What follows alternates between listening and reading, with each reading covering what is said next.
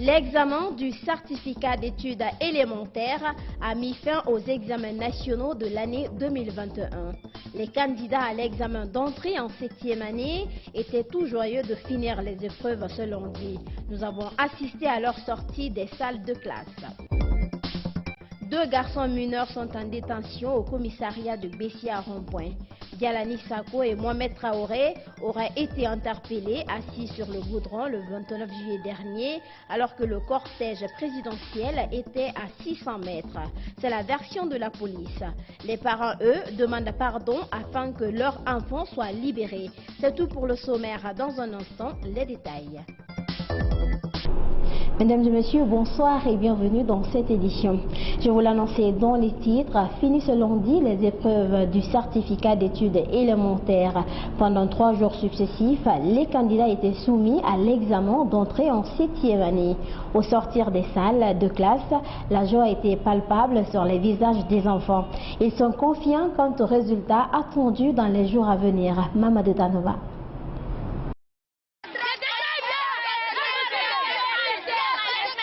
Les candidats au certificat d'études de l'élémentaire ont terminé leur examen ce lundi sur l'ensemble du territoire.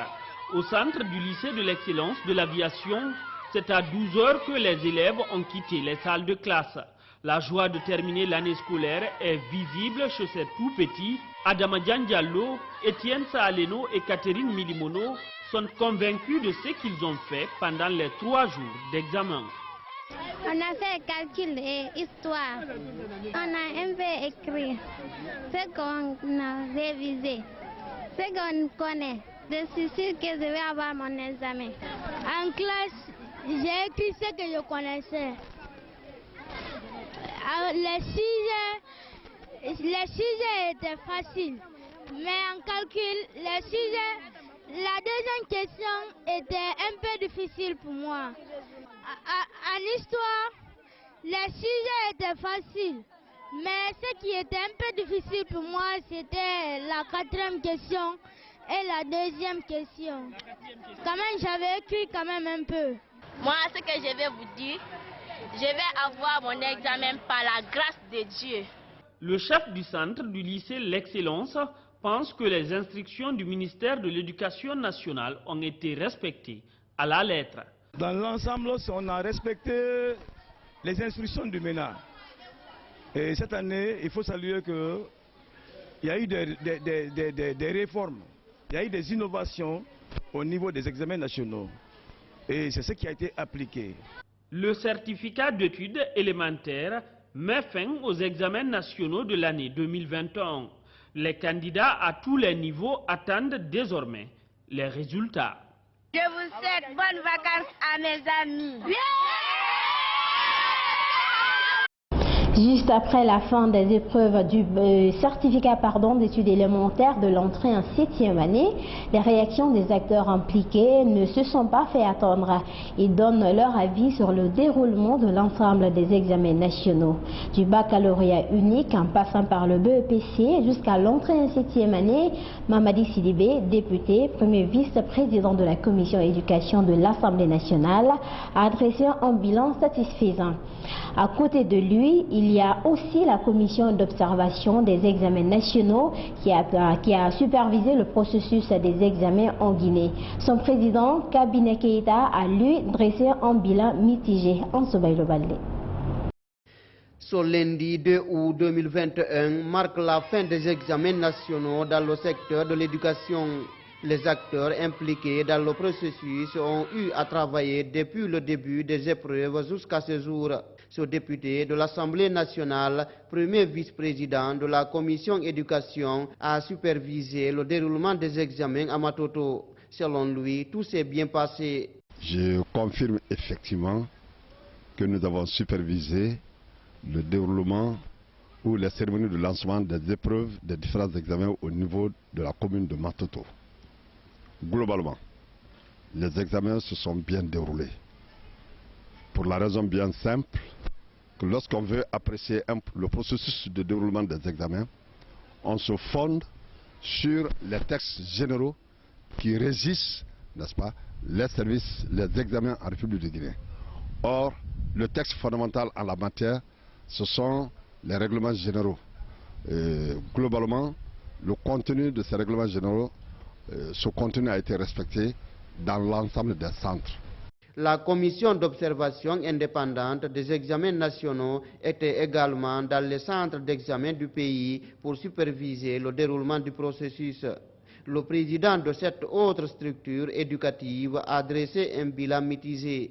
Globalement, il faut dire que, en dépit des mesures annoncées par le ministère et en dépit des dispositions envisagées par l'ensemble des acteurs, nous avons assisté à une recrudescence de la fraude globalement. Même si il y a eu des acquis et des innovations par le ministère, je veux parler premièrement de l'envoi des détecteurs de métaux par le ministère. Je veux parler aussi du fait que les délégués ont été doublés au baccalauréat. Donc nous avons salué ces acquis de la part du ministère et nous les invitons à capitaliser ces acquis-là au cours des années à venir.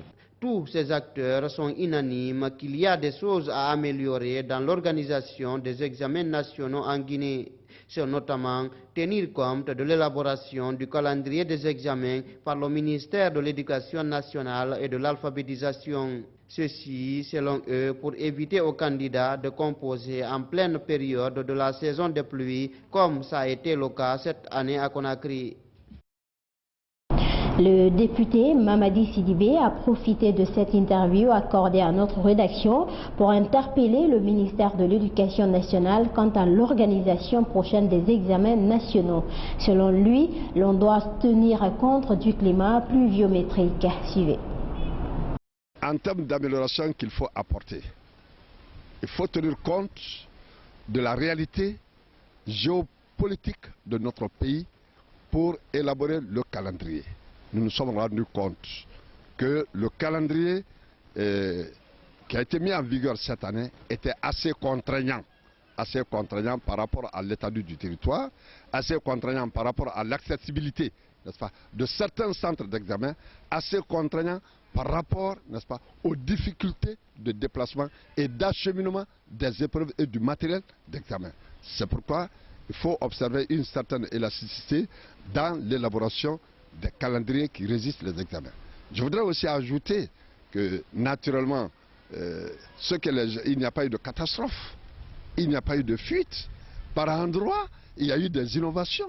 On a toiletté, n'est-ce pas, et nous en avons été témoins, les différentes listes pour extirper de ces listes, n'est-ce pas, les doublons, pour extirper de ces listes, n'est-ce pas, les fausses candidatures qui donnaient l'opportunité à des universitaires de venir compétir pour pouvoir se classer parmi les lauréats et bénéficier de bourses.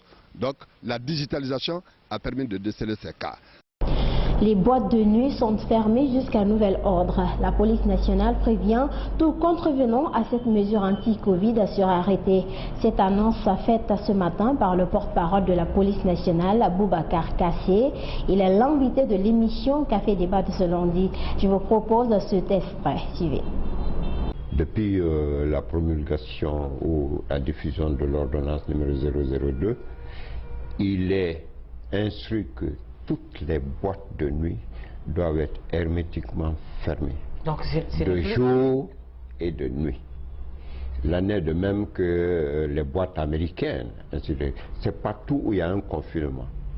Les gens sont entre les quatre murs. Celui qui ouvre de jour ou de nuit, les boîtes de nuit, si nous l'interpellons, on va le traduire en justice. Il en est de même que pour les clients. On vous dit c'est fermé, on vous dit de rester à la maison, aller au restaurant, rester à la maison. Il y a d'autres façons de se divertir, mais c'est un risque pour les uns et les autres de se retrouver en ces lieux. Des hommes en uniforme ont fait une descente dans une boîte de nuit ce week-end. Les gérants du lieu de divertissement estiment que la boîte était fermée et qu'il n'y avait aucun événement à l'intérieur. Explication sur Ikanga Bangora. Encore des hommes en uniforme accusés de violation de propriété privée. Dans la nuit du dimanche, c'est la boîte de nuit, le Grand Palmier, qui a reçu la visite des inconnus habillés en uniforme de police et gendarmes. Ben là, il est venu, quand il a tapé, il dit ouvrez. J'ai dit non, Je lui ai demandé d'abord c'est qui.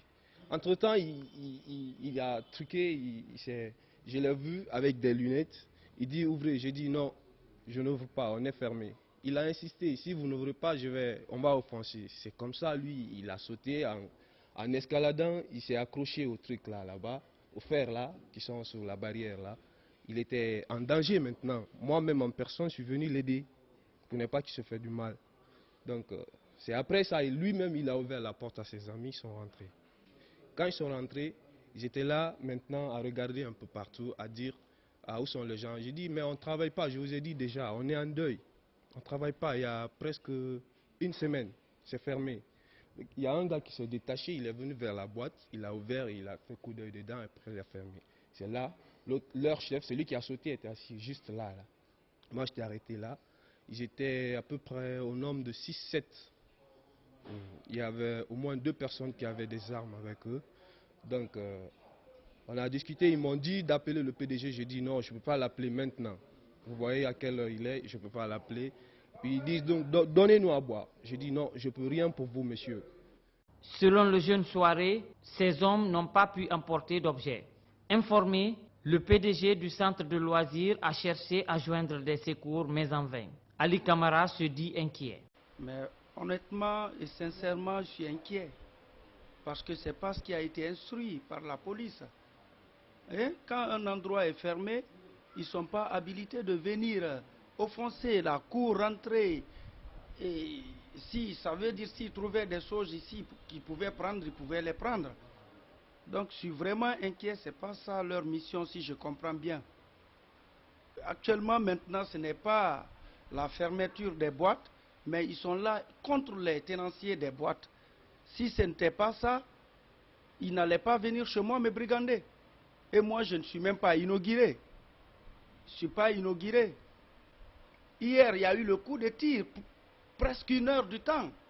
Tout le monde peut témoigner, tout le quartier peut témoigner. C'est parce qu'on les instruit. Il rappelle que certains agents outrepassent leur mission. Quelques heures avant, notre équipe avait été reçue par le porte-parole de la police autour du couvre-feu. Si les gens, il y a des abus à quelques endroits que nous ne souhaitons pas ou quoi, ma porte est grandement ouverte. Ils peuvent venir poser le problème et nous allons ensemble essayer de trouver les solutions. Un message visiblement saisi par M. Camara. Donc, il faut que je tire l'intention du monsieur le directeur général de la police qui fait déjà bien son travail, mais il n'a qu'à revoir et mettre un contrôle dans l'enceinte de la police pendant la patrouille de la nuit. Ça, je mets tout le monde en garde. Je vois une pick-up pendant que chez moi est fermé, je prends le numéro de la police et de la pick-up en même temps. Directement, je fonce chez le général. Et ça, j'ai pris ces dispositions. 2 garçons mineurs sont détenus dans les locaux du commissariat central de Bessia depuis le jour de l'arrivée du président angolais à Conakry. Mohamed Traoré, âgé de 11 ans, et son ami Galani Sako ont été interpellés par la police alors qu'ils étaient assis sur le goudron au moment où le cortège présidentiel était à environ 600 mètres. C'est la version donnée par la police. Les parents des 2 enfants, très inquiets, demandent la libération de leur fils. L'un d'entre eux serait même tombé malade à cause du fait qu'il passe la nuit à même le sol d'après sa mère. Suivez les détails avec Mamadou Tanouba. Galani Sako et Mohamed Traoré, tous mineurs, sont détenus au commissariat central de Bessia depuis le jeudi 29 juillet 2021. Ces 2 enfants ont été interpellés à l'occasion de l'arrivée du président angolais João Lourenço sur l'autoroute Fidel Castro. Selon les parents des 2 garçons, les enfants ont été arrêtés au moment qu'ils traversaient. Une version démentie par la police qui, elle, soutient que Galani et Mohamed étaient assis au beau milieu de l'autoroute à peu près à 600 mètres du cortège présidentiel.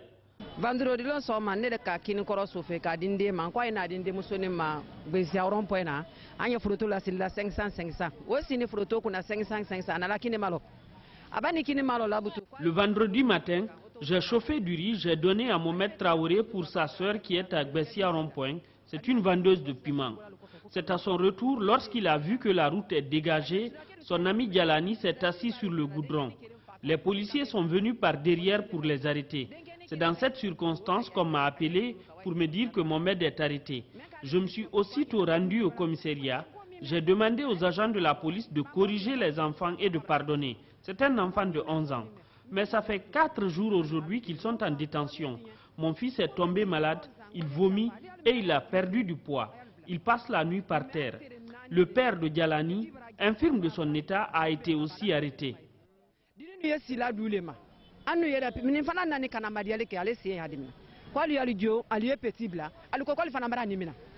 Bon,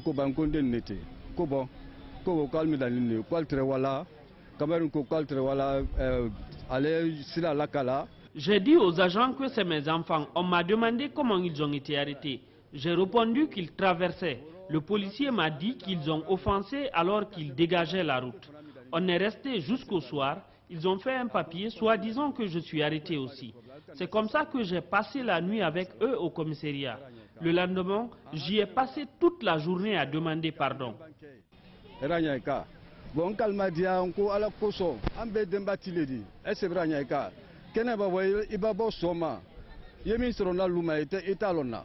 Ousmane Sako, père de Djalani Sako, et Mawa Traoré, mère de Mohamed Traoré, disent avoir donné 500 000 francs guinéens à des agents du commissariat de Bessia pour qu'ils relâchent leurs enfants.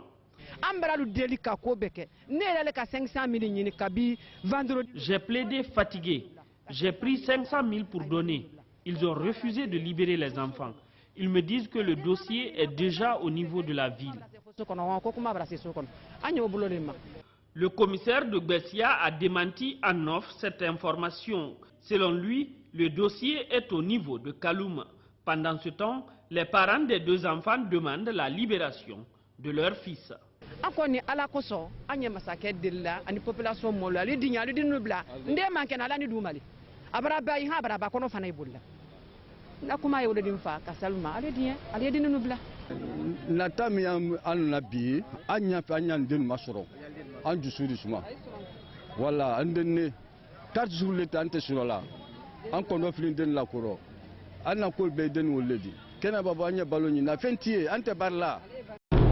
Le représentant du Front populaire ivoirien en Guinée a organisé une conférence débat samedi dernier, ici même à Conakry. L'objectif était pour les organisateurs de faire savoir l'engagement de l'ancien président Laurent Gbagbo à travailler pour la réconciliation nationale en Côte d'Ivoire. Cela après son retour de prison à La Haye, où il a passé 10 ans de détention. À ce rendez-vous d'échange, plusieurs partis politiques ivoiriens, dont les représentants sont en Guinée, ont été invités à y prendre part en Souvaïlo Badlé. Le retour de l'ancien président Laurent Gbagbo en Côte d'Ivoire, sa rencontre avec Alassane Ouattara, toutes ces questions étaient au centre de cette conférence débat. C'est une initiative de la représentation du Front populaire ivoirien FPI en Guinée. Les organisateurs de la présente rencontre ont livré l'engagement de leur leader, Laurent Gbagbo, de faire de la réconciliation son cheval de bataille en Côte d'Ivoire. Bon, pour nous, représentation FPI Guinée, on a trouvé qu'il était opportun de faire connaître la position du parti FPI en Côte d'Ivoire, de montrer le projet du futur du président Laurent Gbagbo en Côte d'Ivoire, de montrer que le président Laurent Gbagbo est venu avec l'esprit d'ouverture, de réconciliation et non pas un esprit de vengeance. Donc pour nous, c'est un moment tout à fait indiqué pour que l'opinion publique et que nos frères guinéens sachent quel est le sentiment avec le président Gbagbo est revenu après 10 ans d'exil. Donc c'était bien pour nous que cette journée-là soit et que le monde entier comprenne ce que le président Laurent Gbagbo attend faire dans les jours à venir. De la rencontre Ouattara-Gbagbo le 27 juillet dernier, un grand pas a été franchi vers la réconciliation des Ivoiriens selon des observateurs. Les responsables de la représentation du FPI en Guinée invitent les Ivoiriens à suivre les pas de leurs présidents qui ont eu un tête-à-tête. Nous demandons aux Ivoiriens de suivre le pas des 2 grands, puisque chaque grand a ses militants, et donc quand ils se rapprochent, ça veut dire que nous autres, nous devons nous rapprocher pour suivre leur pas. Parce que ça ne sert à rien de rester divisés dans une même nation. On a fait des histoires, il y a un moment pour faire des histoires, il y a un moment pour se réconcilier, il y a un moment pour s'asseoir, pour parler et se réconcilier. Et je crois que c'est ce moment qui est arrivé. À la rencontre samedi dernier, plusieurs représentants des partis politiques ivoiriens vivant en Guinée ont été invités. Ceux qui ont pris part à la conférence débat saluent l'initiative des organisateurs. Vous savez, le président Laurent Gbagbo a toujours été un homme de paix. Et il est tentant de le démontrer aux yeux du monde en acceptant d'aller rencontrer alors celui qui l'a combattu hier, celui qui ne voulait même pas le voir. Donc Laurent Gbagbo a prouvé qu'il a été toujours un homme de paix. Et donc il est prêt à contribuer pour la paix en Côte d'Ivoire, il est prêt à œuvrer afin que les Ivoiriens réapprennent à se faire confiance en un mot. Mesdames et messieurs, c'est la fin de cette édition d'information réalisée par toute l'équipe de Ganga RTV. À tous, merci d'avoir suivi et bonsoir.